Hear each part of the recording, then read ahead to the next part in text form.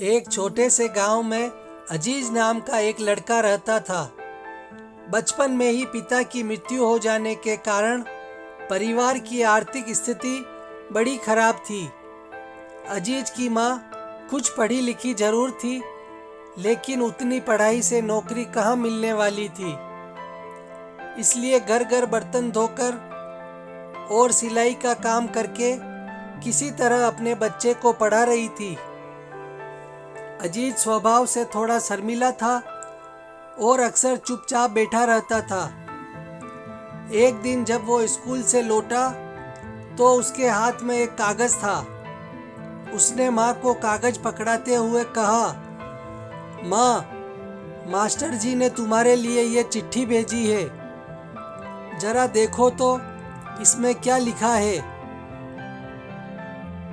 माँ ने मन ही मन चिट्ठी पढ़ी और मुस्कुराकर बोली, बेटा, इसमें लिखा है कि आपका बेटा काफ़ी होशियार है।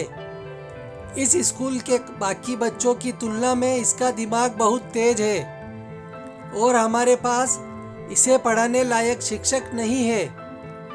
इसलिए कल से आप इसे किसी और स्कूल में भेज देवें। यह बात सुनकर अजीज को स्कूल न जा सकने का दुख तो हुआ, पर साथ ही उसका मन आत्मविश्वास से भर गया कि वो कुछ खास है और उसकी बुद्धि तेज है। माँ ने उसका दाखिला एक दूसरे स्कूल में करा दिया। समय बीतने लगा। अजीज ने खूब मेहनत से पढ़ाई की। आगे चलकर उसने सिविल सर्विसेज परीक्षा भी पास की और IAS ऑफिसर बन गया। अजीज की माँ बूढ़ी हो चुकी थी और कई दिनों से बीमार भी थी। एक दिन अचानक उनकी मृत्यु हो गई। अजीज के लिए यह बहुत बड़ा आघात था। वह बिलख कर रो पड़ा। उसे समझ नहीं आ रहा था कि अब अपनी माँ के बिना वो कैसे जिएगा। रोते रोते ही उसने माँ की पुरानी अलमारी खोली और हाथ में उनकी माला, चश्मा और दूसरी वस्तुएं लेकर चूमने लगा। उस अलमारी में अजीज के पुराने खिलौने और बचपन के कपड़े तक संभाल कर रखे हुए थे। अजीज एक एक कर सारी चीजें निकालने लगा और तभी उसकी नज़र एक पुरानी चिट्ठी पर पड़ी। दरअसल ये वही चिट्ठी थी जो मास्टर जी ने उसे 19 साल पहले दी थी। नम आँखों से अजीज उसे पढ़ने लगा।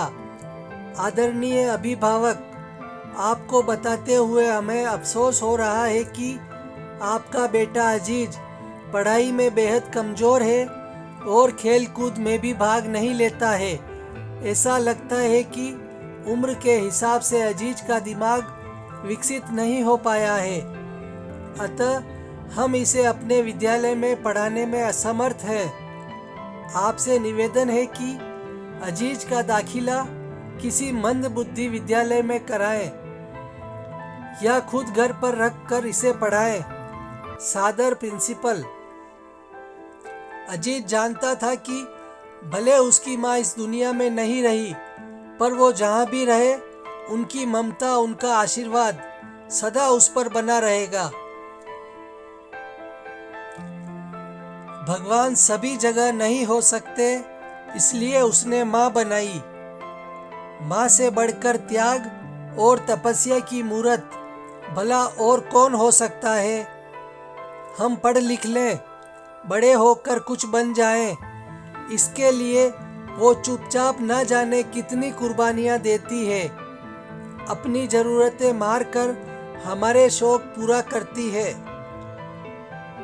सचमुच माँ जैसा कोई नहीं हो सकता।